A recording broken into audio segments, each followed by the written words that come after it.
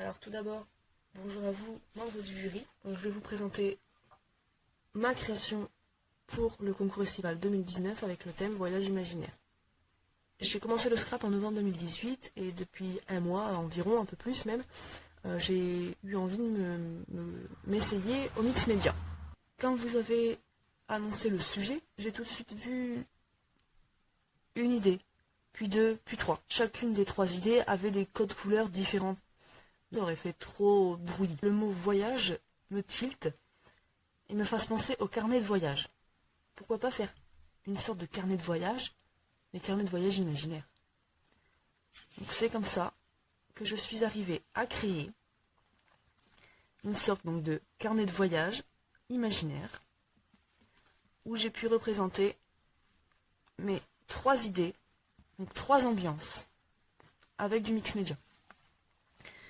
Donc pour la couverture, la structure est donc en cartonnette, recouvert de cuir que j'ai ciré avec un cirage donc jaune et j'y ai mélangé des petits pigments dorés. La petite bannière avec le feuillage me rappelle le monde féerique et c'est le monde qu'on va visiter dans ce petit carnet. Donc une découpe, les lettres pareil en découpe. Pour fermer l'album, une lanière collée sur tout le long à part ici pour pouvoir quand on ouvre ne pas être dérangé, que ça se décolle, etc. Ensuite la fermeture un peu du genre des ceintures, donc avec un petit trou comme ça, donc une attache parisienne en forme de fleur. Alors pour l'intérieur, j'ai utilisé un rouleau de toile neutre, donc il va avoir trois ambiances, donc trois doubles pages. Donc c'est parti pour la première. Alors voici la première ambiance, très sombre, très dangereuse, hostile. Donc pour cela, j'ai fait des origamis d'animaux, un dragon et un jaguar caché dans la forêt.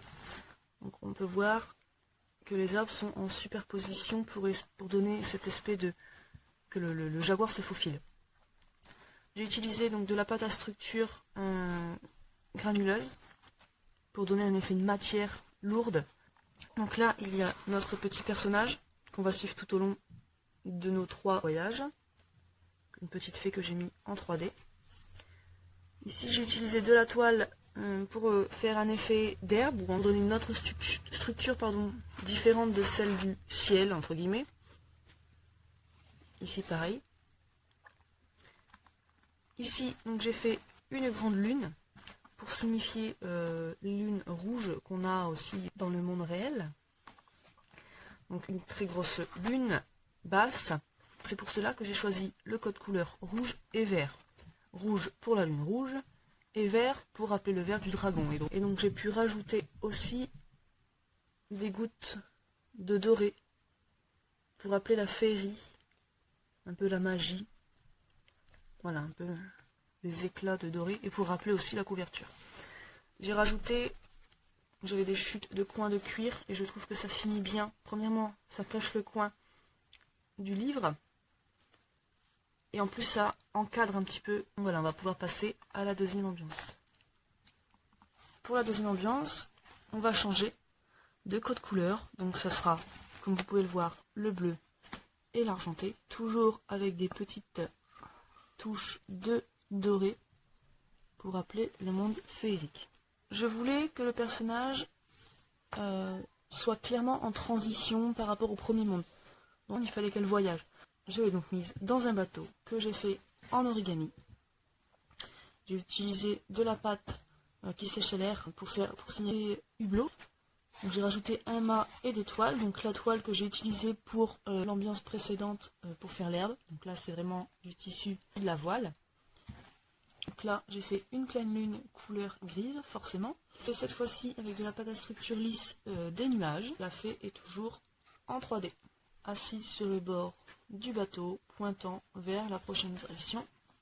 Et la partie du bas. Dans la première partie, nous étions dans un endroit dangereux. Donc il y avait deux dangers, donc le jaguar et le dragon. Dans la deuxième partie du voyage, il ne reste plus qu'un point dangereux, donc la sirène. Pour signaler les vagues, j'ai utilisé de la ficelle de jute. En dessous, j'ai fait la pâte à structure granuleuse pour rappeler le danger. Donc la sirène, je sculptais par la pâte qui sèche à l'air.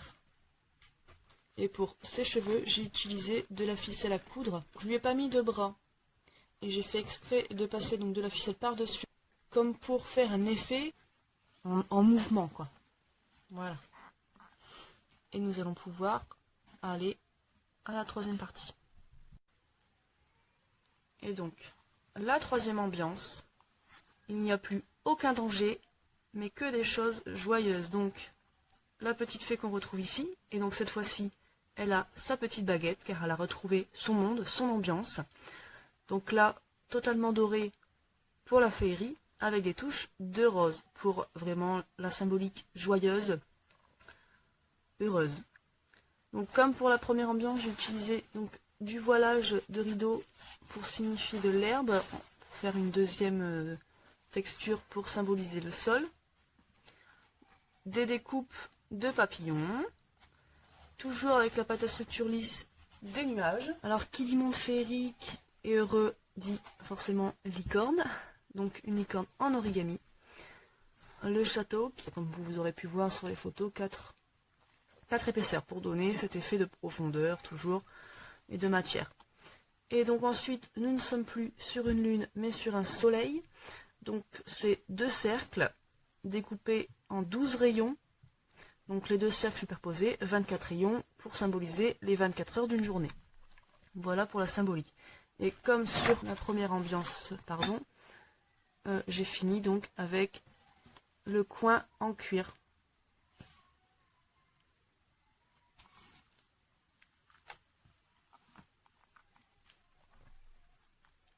Voilà, j'espère que j'ai pu faire vous a plu.